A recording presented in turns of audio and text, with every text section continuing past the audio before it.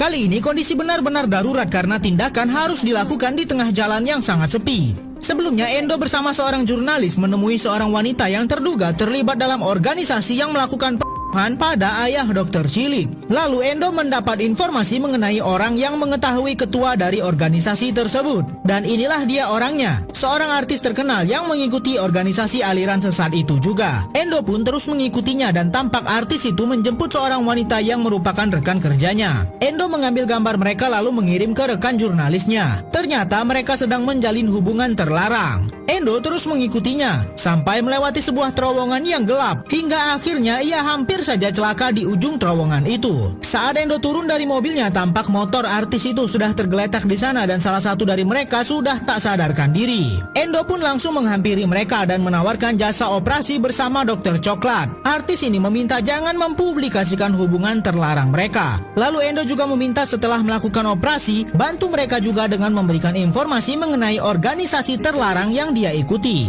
Setelah setuju, kini artis pria itu yang malah tak sadarkan diri. Dokter Cilik bersama timnya pun langsung menuju ke lokasi operasi. Sementara itu, Endo berusaha mempertahankan nafas pria tersebut. Setelah sampai, mereka langsung bergegas menolong Endo. Tampak Dokter Cilik langsung memeriksa mereka dan didapati ternyata kondisi mereka lebih parah dari yang dibayangkan. Kondisi artis pria tersebut sangat parah dan jika terlambat bisa kehilangan nyawanya. Endo meminta Yuki untuk mengoperasi artis pria terlebih dahulu karena ia mempunyai informasi penting. Karena kondisi pasien sama-sama darurat, Yuki pun meminta Endo yang menangani pasien wanita. Dokter Cilik bersama timnya akan melakukan operasi darurat di tengah jalan. Karena terdapat 2 pasien sekarat, Endo akan menangani salah satunya. Namun ia tampak ragu-ragu karena teringat kegagalannya di masa lalu. Bahkan ia semakin panik saat pasiennya mengalami kejang-kejang. Namun untung saja masih bisa ditangani oleh tim. Saat akan melakukan pengeboran kepada bagian kepala pasien, Endo semakin ketakutan dan tiba-tiba ia menghentikannya. Lalu ia mengaku kalau tak bisa melakukan ini semua. Kedua pasien yang sekarat harus segera ditangani sampai akhirnya Dokter Cilik mengatakan biar dia saja yang melakukan semuanya. Dokter Cilik pun melakukan penanganan darurat pada pasien pria yang ada di depannya dengan sesegera mungkin.